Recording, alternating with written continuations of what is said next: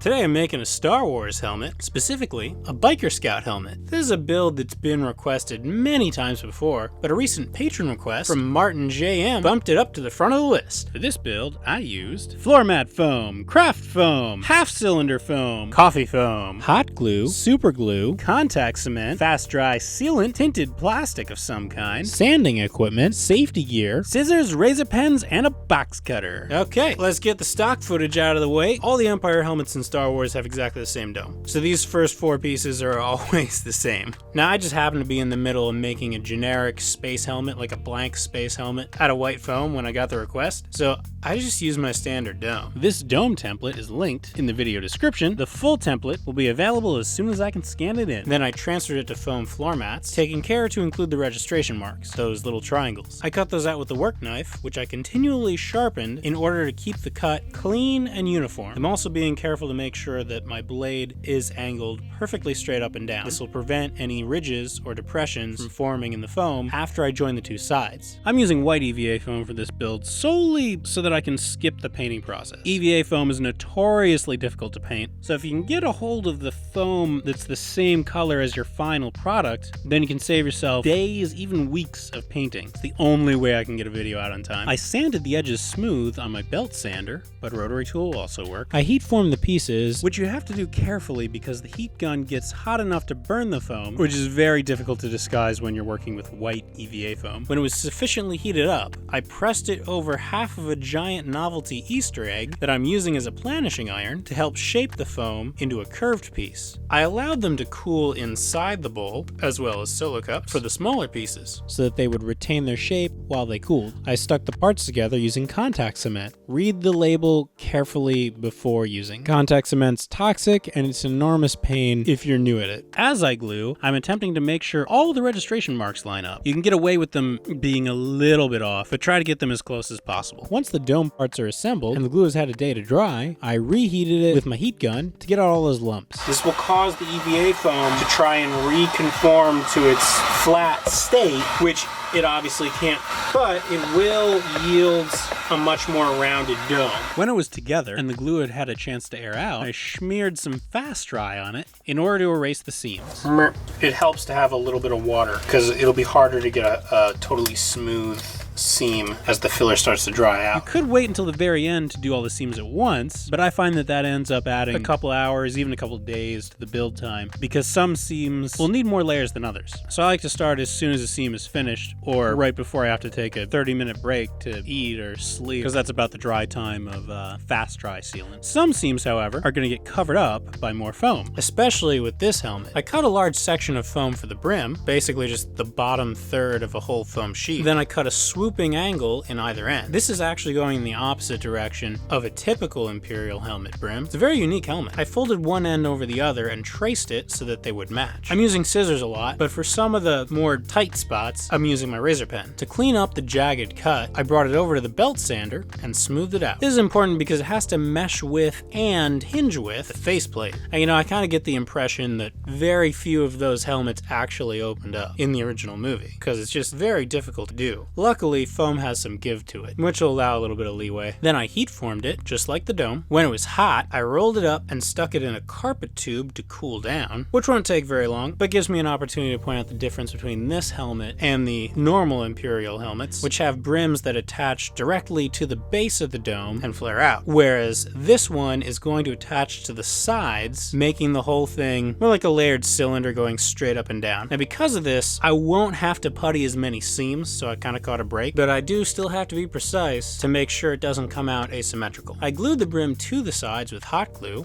After the hot glue had dried, I shored up the edges with super glue. Then I added a wraparound air scoop. This is actually based off of my Stormtrooper brim template because they're similar. It normally goes on the bottom of a Stormtrooper helmet. I'm just going to move it up the walls of this one to make it more close to ear height. This was actually unused from a previous build. I was making a Stormtrooper variant, thought I'd need it, ended up not, hence the color change. All this means is I'm I'm just gonna have to spend a little bit more time painting. I glued them together. When the cement had aired out, I added ribs to help it hold its shape while I'm in the process of attaching it. Super glue is not very forgiving, so I don't want the width to vary around the rim. I glued the air scoop on with super glue. It didn't quite come to the edge, because as I stated before, I reversed the slant, so I extended it with a small piece of craft foam. The top portion of the brim is supposed to be a little bit wider, so I achieved that look by taking a piece of scrap 4mm foam and cutting a strip for each side to go above the air scoop. I would have done one continuous strip, but I don't have a piece of scrap 4mm that's that long. The top of the brim has to be more rounded than this. I could sand it, but that'll kick up a lot of dust and maybe too short. So instead, I'm gonna take a half foam dowel and cut it into quarters. Then I took one of the quarters and glued it to the top of the brim, which also gives me the correct height. All the Star Wars helmets used for the movies were originally vacuum-formed plastic over a solid model. This process creates a lot of smooth curves rather than harsh angles. So anywhere there's a seam or harsh angle, I'm gonna fill it in with putty, which will both cover up the seam and create a little bit of a curve. Next, I made the Sun Visor. This went through several iterations to get the shape to come out just right, but when flattened out, it looks something like this. Those edges are gonna be front and center, so they definitely need sanding. In order to get the bends to come out right, I sliced out the trenches and folded the piece so that it would have corners. That tool I'm using is an angle cutter. It's got two blades oriented to carve out a trench. It's handy, but not necessary. I glued those so that they'd stay as corners. I held them in place with metal blocks while the glue dried because I got things to do. What do you expect me to just stand around holding foam together like a schmuck? I added the forehead piece for even more support, and also these panels on either side. This won't look right until the faceplate is in there, so I went ahead and started on that. I made a shape, traced it, flipped it, traced it some more, and cut it out. These will be the cheeks and the bridge of the nose. This piece actually doesn't need to be heat formed, although it couldn't hurt, so I heated up the bridge of the nose, folded it, weighted it, and then glued it in place. How many times have I said that line? So at this point, when I shot this footage, it was actually late in the evening. So before going to sleep, I threw on a layer of paint over the gray parts so it would have time to dry overnight.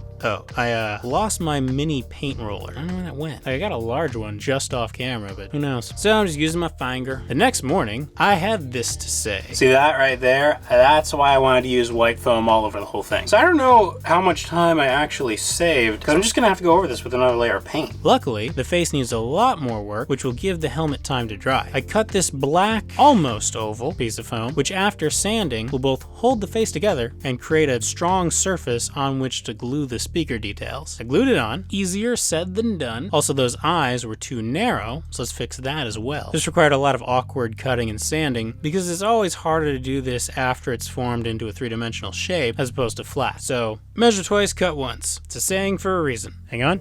There we go. That looks much better. Still not perfect though. So the goggle rim is actually layered, and we do have those vents like in the other Stormtrooper helmets. And the front part wasn't lining up. So I literally cut it off and then just moved the whole thing down a little bit.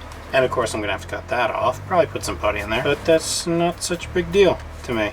I proceeded with my evil plan and glued in a puzzle piece strip using the puzzles as anchors to hold it in place. There's so much stress on this that you really have to go slow and wait for the glue to dry before bending the piece completely as you go around. But eventually, you get there. Then I puttied the rim of the visor to make it rounded, just like I did on the outer helmet. I cut the pieces off of a second strip in order to make the internal support structure. While I'm doing this, you may notice that there are some darker pieces of foam glued on the inside of the dome, seemingly at random. That's actually padding, and it's not in there so much for comfort as it is to get the faceplate to line up with my eye line so that I can actually see out of the thing. There's also some padding around the ears to keep the helmet from wobbling. It's important to think about the practical nature of these things while you're working on them. Then I made the speaker details out of scrap 4mm foam, dowel sections, and circle offcuts from past builds. I used the pattern side to create the speaker mesh look. I don't know if you can see the smoke there, but be careful because super glue can actually burn the foam. For sure it'll get real hot because of the chemical reaction and the foam trapping all that heat. I may actually isolate that smoke for an effect. For the vents, I cut a ladder of lines into scrap foam with my razor pen and then heated it up so that those lines would open up. Then I trimmed it into a long strip, glued one end on, then cut it at the top, forming a second piece, and glued the second one on. Not quite finished yet, I attached a strip of half dowel foam to frame the edge. hinge. I trimmed it and added some gray panels. Examining my work, I wasn't crazy about the foam texture on the interior, and it was way too late to sand it, so I cut panels out of white 2mm foam that had an equally unusable pattern on its opposite side, cut them to fit inside the bonnet, and glued them in place. I trimmed the edges so that they'd line up. Then I repaired the corners so that they'd be able to hinge properly. There's a lot of trial and error in this. And then I just went crazy with the putty. A lot of puttying on this. Not just for those seams, but on the front of the brim and also on the interior to make it seem like the faceplate blends more organically with the visor. Waited for all that to dry. Then I had some more details, some gray bits on the forehead, vents on the bridge of the nose. Once that was stable, I was able to add a visor, which I made out of a plastic folder. Although I do want to point out, if you can find the right style snowboarding goggles, those will also work and probably be the sturdiest part of this project. Then I superglued the circular detail. Also, this hinge is decorative. To get it to actually hinge properly, the actual one is a little bit higher. There are a lot of vents around the brim. You can cut those out, but traditionally they're painted on, drawn on, or just stickers. That's how they did it. I did some more refinement sanding, and a few more details here and there, and some weathering. And I was done. Now I'm ready to cross the rebellion. Do it! See, that's one benefit to putting that line here in the dialogue. By the time I've gone through the entire voiceover, my throat's just all scratched up at the worst vocal fry ever. But that ends up being the best Palpatine voice. I am the Senate. What the hell is an aluminum falcon? Lastly, I do want to caution you about putting this helmet on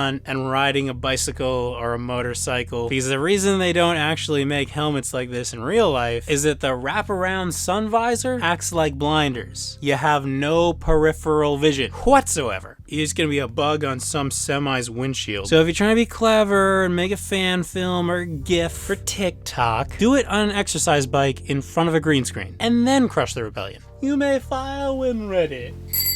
Alright, that's it. Having too much fun. Thanks for watching, everybody. Hope you enjoyed this video. The names scrolling by are my patrons. All of them made this video possible, including new patron Julie R, so I can't thank them enough. If you'd like to join them in supporting the channel, then you can follow the link below. In addition to ensuring the channel's survival, patrons receive ad-free early uploads, and also a greater say in what I build. And if you're not able to support, then be sure to hit the bell icon to be notified of future uploads so that you never miss a build. Thanks for watching, happy crafting, see you later. Now, I don't actually have a Biker Scout costume, so I Frankensteined this together from various other cosplays. Got the Vader boots, the Crichton pants, Archer turtleneck, and Obi-Wan armor. Oh, and 1980s headband, just because it gets hot in there. You're basically wearing insulation. Glasses off, goggles on.